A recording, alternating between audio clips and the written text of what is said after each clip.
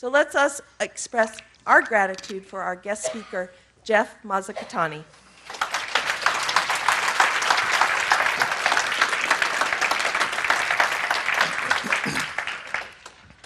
Good morning. I have a text message. Sorry, excuse me. I'll slide that over there.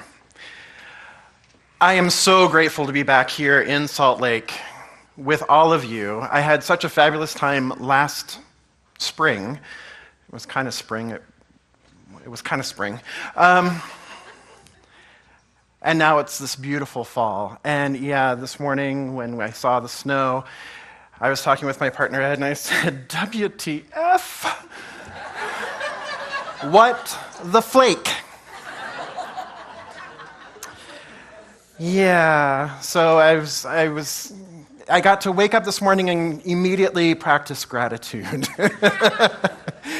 Gratitude for the individual, beautiful expressions of each individual flake, because each individual flake is a divine expression of the one. And it's individual, it's unique, just like we are. Each one of us is that individual snowflake, if you will, to continue the metaphor, a divine expression of the one. How beautiful and magnificent is that? So I immediately got to practice gratitude. And I immediately got to practice, okay, I'm good with it being here this morning, but as we're driving back to Vegas this afternoon, it needs to go. So, we got plans to go to IKEA, and we need to get through the passes. Okay.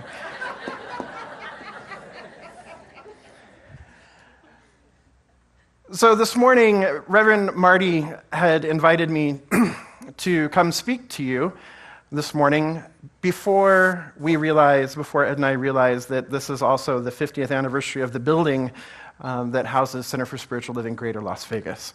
And so we are very grateful and blessed to be with you here and knowing that they're having a fabulous celebration down there as well. So Reverend Marty gave me the talk title. He said, The Rekindled Spark. I'm like, okay. And he gave me the quote, which is somewhere, I believe, in your programs, from Albert Schweitzer, and he says, do with it what you want, toss it out, I usually do. So I chose not to. I chose to go ahead and look at it and see what kind of inspiration came through. So the talk title that he gave is The Rekindled Spark, and like I said, it comes from the quote from Albert Schweitzer. And the quote reads this: At times our own light goes out and is rekindled by a spark from another person.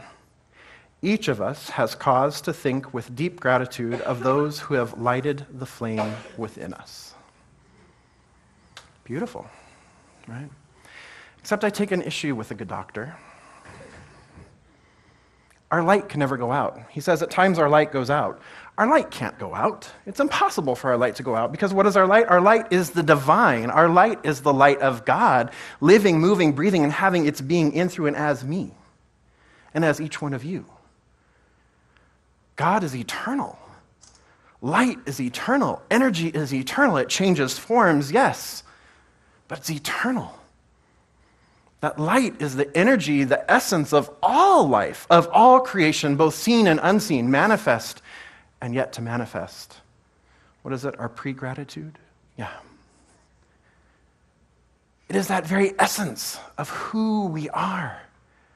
So our light can't go out. Now, we can certainly hide that light under a bushel. We can deny the light is there. We can try covering it up with a bunch of blankets and shoving it, and trying to pretend it doesn't exist. But our light never goes out, ever goes out. It's impossible for it to do so. Now, sometimes when we are experiencing those times when we're not feeling like the light is burning really, really brightly for ourselves, what we find is that we're actually in a sense of separation. We're in a sense of separation from the one. But we know that we can't ever be separated from the one because we are the one. But we begin to see a sense of duality, us and them, good and bad, that pair of opposites, that duality. And when we focus on that, when we focus on that material world, on the world of effect, then it's very easy for us to feel that the light or that spark within us is only a flicker. And what we're called to do in those times is to remember the who of who we are.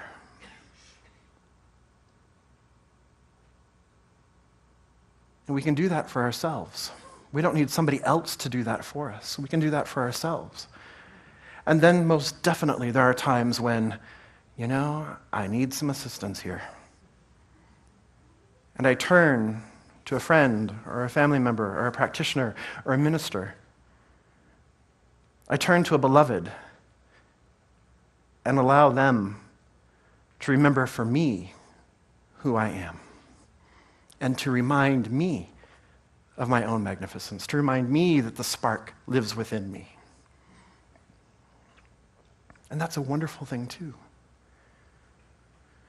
Sometimes that dark night of the soul when everything is feeling heavy and weighted down and my light is just barely flickering, that's that dark night of the soul. And it's something that as we're walking our path, as we're walking our spiritual path, it's something to remember that we don't need to rush through that experience. That experience is rich in the opportunity for growth, for spiritual magnificence to come forth. Think of the seed. When you plant a seed into the ground, you plant it and you cover it. It sits there in darkness. And it germinates in darkness. And then, through the law of the universe, we don't know how, it suddenly springs forth. This new life form.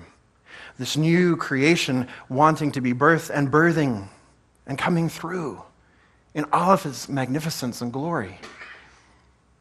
This is the dark night of the soul. It's the dark night. For that little seed, that being in the dirt can feel like a dark night. So Ernest Holmes, the founder of Centers for Spiritual Living, says this: the suggestion of separation and materiality smothers but cannot extinguish the divine spark. When we touch the original cause, our strength is renewed. The transcendent vision illuminates the consciousness. Our life should become a continuous communion with good. The communion of the soul with its source fans the spark of faith into a divine blaze in whose light dark shadows no longer lurk. This is inspiration. This is illumination. This is the perception of wholeness. This is the perception of wholeness. This is the illumination. A constant communion. Living in communion as the one, with the one. And so what are a few ways that we can remind ourselves, that we can rekindle our own spark, that we can live in communion as the one? Gratitude. Gratitude is one of the best ways I know to reignite that spark within me, to call me back to center. When I'm feeling off kilter, like this morning, my first place to go was to gratitude. Meister Eckhart says, if the only prayer you ever say is thank you, that is enough. So as Reverend Linda mentioned, gratitude has been one of my primary spiritual practices. In fact, it was my first spiritual practice, really, that I was consciously aware of, and I was not yet involved in Centers for Spiritual Living. I was a flight attendant for Northwest Airlines, and one Thanksgiving, we laid over in Madison, Wisconsin. Lovely city, Madison. It's beautiful. And we stayed at the Howard Johnson's downtown. Not so beautiful. And it was Thanksgiving. And the only thing open in Madison, Wisconsin on Thanksgiving was a Chinese restaurant. A Chinese restaurant that makes Panda Express look like gourmet Chinese. And I was like, wow. This is Thanksgiving dinner, And on the TV, Lord God Oprah was on TV. Love her. Oprah was on TV, and it was a rerun of Oprah because it's Thanksgiving. She had it off. I was working. She had it off. But it was Oprah, and it was the episode where she had introduced Sarah Von Braunach. And Sarah Von Braunach, in case you didn't know or you forgot who she might be, she's the one that came up with the gratitude journal and was talking about the gratitude journal. And so the whole thing that day was about Thanksgiving. And wow, Spirit was speaking to me in that moment. And I didn't realize that that's what it was at the time. I just was open and receptive to like, what is the message here? And Sarah was saying that, thinking of 5 things a day and being grateful for 5 things a day will change your life. I'm like, well, cool. I'm like, and me being the overachiever is like, I'm not going to do 5. I got to do at least 10. And that day I wrote pages and pages and pages of things I was grateful for. I was like, wow, how amazing is my life? And that really set me, I was already traveling on the spiritual path, but that really set me on this spiritual path in that moment. It was a pivotal moment for me of realizing gratitude. And so in that moment, I committed to keeping a gratitude journal.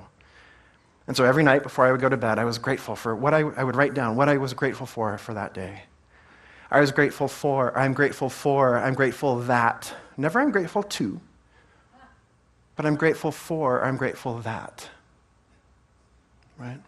I'm grateful for the blessings. I'm grateful that I had this experience.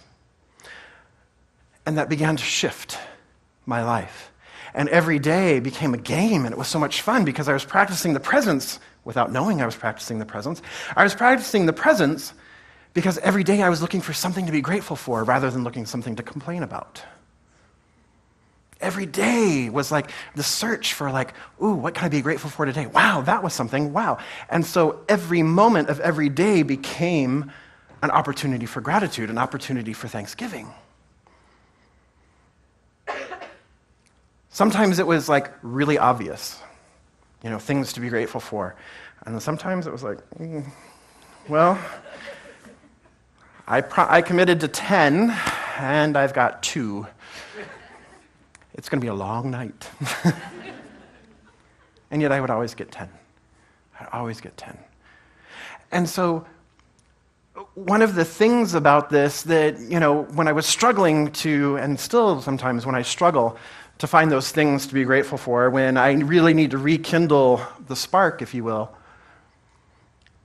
I would take one thing, and I would take it and take it back and take it back and take it back and take it back and be grateful for all of it. So an example, my fabulous sweater, thank you. I get compliments on it all the time. All the time. And I'm so grateful. Rick mentioned it this morning. He hugged me and was like, welcome back. I love your sweater. Thanks for giving it to me. And I'm like, oh no. But every time I wear it, I get all these compliments on this fabulous sweater that was a gift from a friend. It was a gift. Her boyfriend had given it to her. They broke up, and she didn't want her new boyfriend to realize that, she still had the old guy's sweater, and so she gave it to me, and he didn't know, and, every time I wear it, I always think of, that, and so it's just a funny little thing, and it makes me laugh, and I'm so grateful every time somebody says, I love your sweater. I'm like, thanks, because I think of that.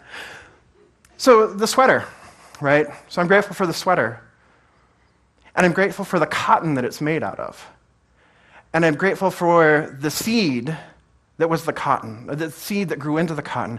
I'm grateful for the sun, and I'm grateful for the rain, and I'm grateful for the farmer, and I'm grateful for planting the seed and for, tending to the crops, and then harvesting it, and then it being shipped off to then be for the cotton gin that pulls the seeds out, and for the guy who created the cotton gin and the consciousness that created the cotton gin, and, way back there. And then I'm grateful for the people that designed it, and the consciousness and the creativity that designed it, and the beauty that it shows up as.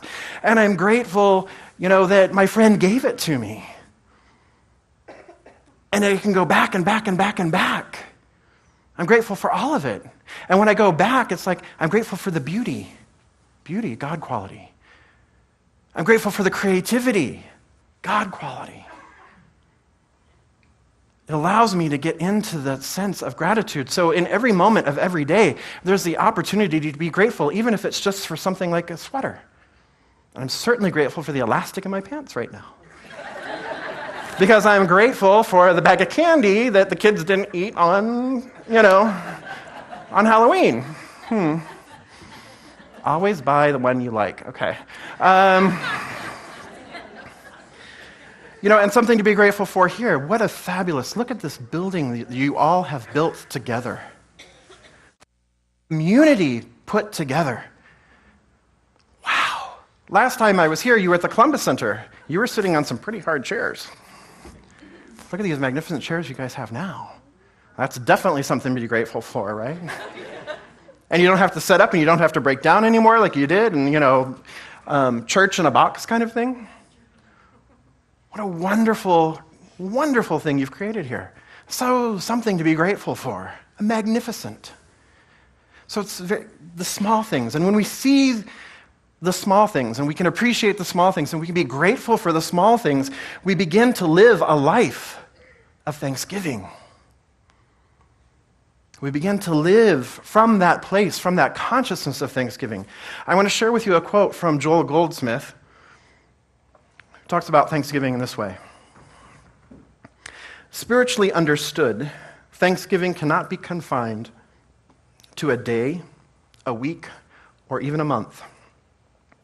Thanksgiving is a state of consciousness, and it has to become a permanent state. We, as spiritual students, must realize that there cannot be a minute of the day or night when somewhere within us there isn't a giving of thanks, a recognition or acknowledgement of the spiritual source and activity of all being. I can't conceive of living long without our eyes seeing some form of beauty, some form of supply, some form of nature, some form of good, without there welling up inside a deep sense of thanks for the fullness of creation. Abundance, it's right in front of us all the time, if we only open our eyes to see it. In all things give thanks, the master teacher said. In all things give thanks. Everything. And when we live from that place of gratitude, we are coming into a conscious alignment, a conscious union with the One, as the One. And we recognize that it is the Spirit within expressing without, expressing outward. When you discover the I in the midst of you, he writes, there is no wishing or praying to be done. There is just a life of thanksgiving. It is never necessary to ask for anything you need, because the nature of the kingdom is omniscience, the all-knowing. It needs no assistance or help, because it is omnipotence. And it is not necessary that you go anywhere to get it, because it's omnipresence. This way, we live under grace, living in the conscious union. When we see all of the things before us, and all of the things within us, and all of the experiences, and we're grateful for each and every one, and we live that life of thanksgiving, live that life of gratitude, we live under grace. And God's grace is our sufficiency in all things. We seek first the kingdom of God, and all things are added. And we express our gratitude. Ernest Holmes writes, as divinity is awakened in the individual, the divine spark shoots forth from the central flames of the universal flame, and warms other souls in the flow of its own self-realization. So as we live in alignment, and we rekindle our own spark, that spark shines forth. As we fan the flames of our own divinity, that shines forth. And we become a light and a beacon for others.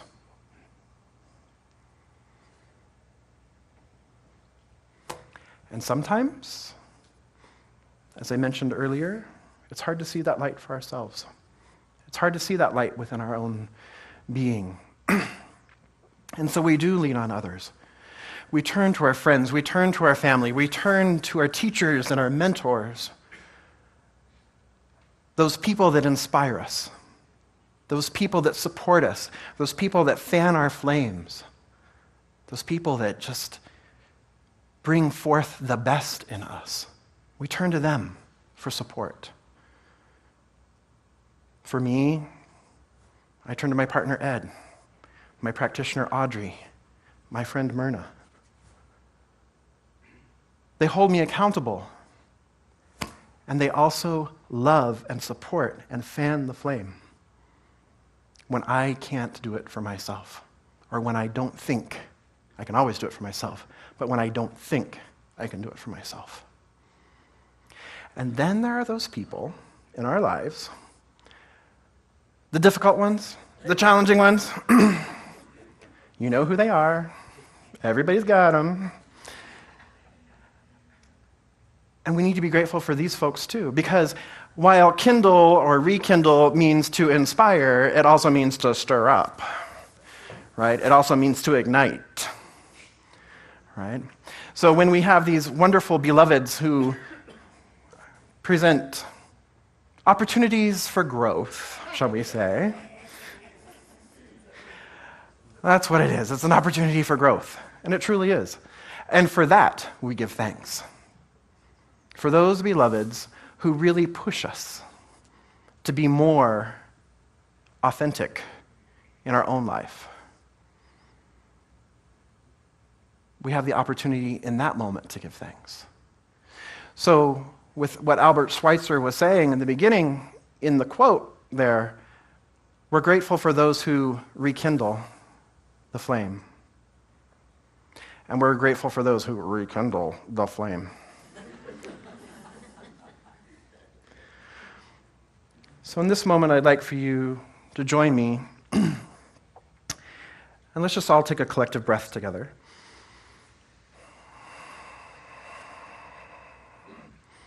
And be grateful for that breath. For that breath is the breath of God breathing each and every one of us. And if you feel comfortable, I invite you to close your eyes for a moment. And bring to mind somebody or someone who has lit your spark, who has fanned your flame. Someone who has inspired you.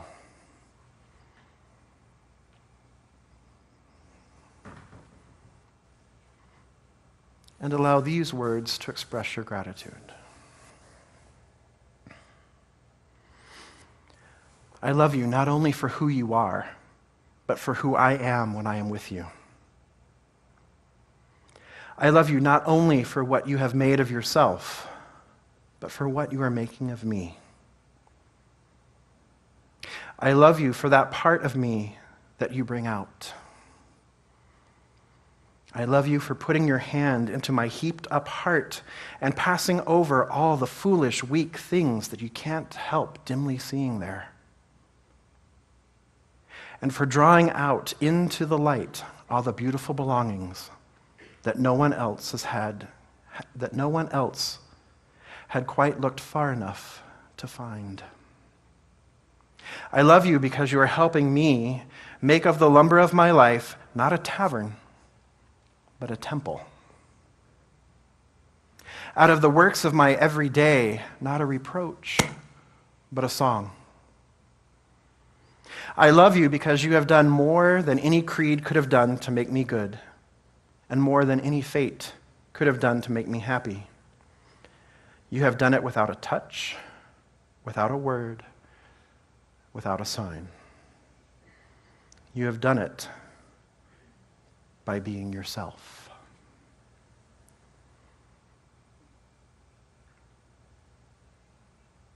And quietly in your own heart, tell this beloved thank you.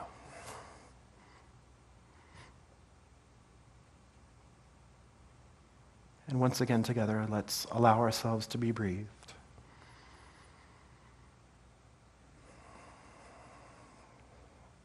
And bring to mind a person who challenges you, a person with whom you've had difficulty. And allow these words to be spoken to them. I am grateful for who you are. And I am grateful for who I am. I am grateful for the part of me that you bring out.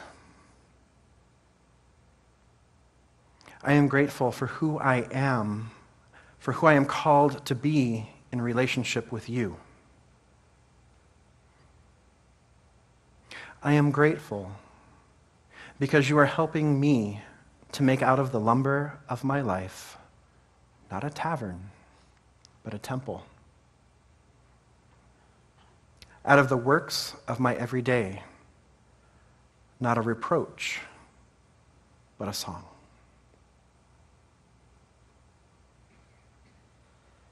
And in your own heart, tell this beloved thank you.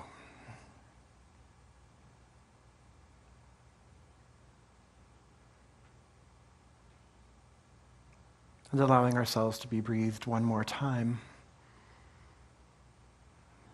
I invite you to come back to this moment, to this time and this place. So what I invite you to do this week is to turn to a beloved or express to a beloved, thank you. Express your gratitude to them. Express your love. Tell them what a difference they've made in your life. Share it with them. Share your light. And if you haven't started keeping a gratitude journal or don't have a practice of gratitude, I invite you to start that. And if you already do have a practice of gratitude, I invite you to continue and to deepen it. And I also invite you, if at any time in your life you're feeling like your spark is dim, I invite you to get support from your beloved practitioners here at the center. Because when you forget, they're there to remember for you.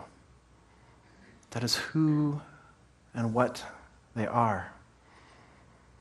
It's what they've called, it's what they've said yes to being for you, for this community. To hold the light of the community, they are the light bearers. To hold the light of the community, to keep the fires burning in loving support of each and every one here. And so now I would like to invite the practitioners and the practitioner interns and the ministers serving this community and any other Center for Spiritual Living to please stand and circle the community as we move into prayer.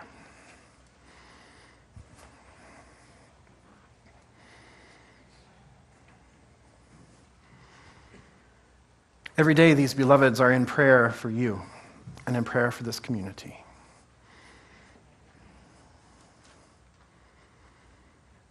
Seek them out.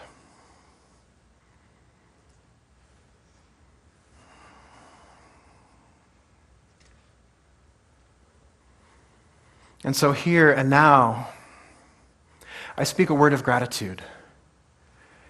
Gratitude for my own awareness of the power and the presence of the one life, the one that simply is, the one life, the one light, the one love. For truly, God is all that there is, and it is this one. In the beginning, God and nothing else. In the beginning, the Word was with God, and the Word was God. And from itself, through itself, as itself, it created all life, both seen and unseen, formed and formless. It is the abundance of each leaf of the trees that are turning such beautiful colors here. And it is the beauty It is the infinite creativity and magnificence of each snowflake. It is that which simply is, all that there is. For truly God is all that there is, and there is no other. And recognizing that God is all that there is, I recognize that I am that I am. The who of who I am is the fullness and allness and isness that simply is the power and presence of the one. I am the light. I am the love. I am the wave of the ocean, never separated from it, simply part of it, an individualized expression of it. And as I know that this is true of me, I know that this is true of each beloved here and each beloved whoever hears these words. For each is the divine emanation and impartation of absolute perfection, of wholeness, of fullness, of beauty, of abundance. Each is the magnificent, glorious presence made manifest here and now. So I gratefully and graciously speak my word of thanksgiving. Grateful for all that is.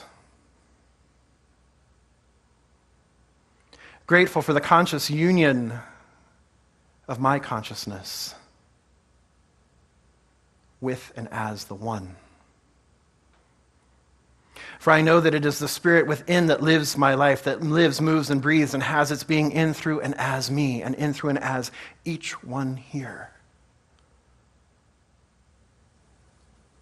I am grateful for the beauty manifested. I am grateful for the magnificence that manifests and expresses itself. I'm grateful for the abundance that simply is that infinite intelligence, that infinite wisdom, that is the divine order and right action and harmony and balance that is the universe. I'm grateful for its presence in my life. I am grateful to be that open, clear, transparent vessel through which it does its work. For it is not I that do the work, but it is the Spirit within.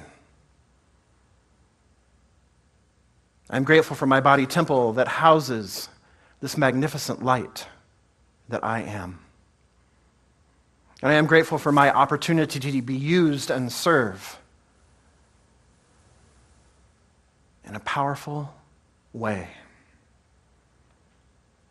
I claim this and know this for myself, and I claim this and know this for each one present.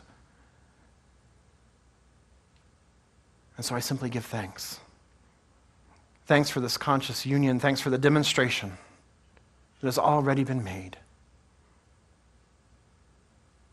I simply release this word into the law, knowing that it is done, knowing that it is complete, knowing that nothing else need be added. For the kingdom and the kingdom is omnipotent, omniscient, and omnipresent. So I simply let it be. And so it is.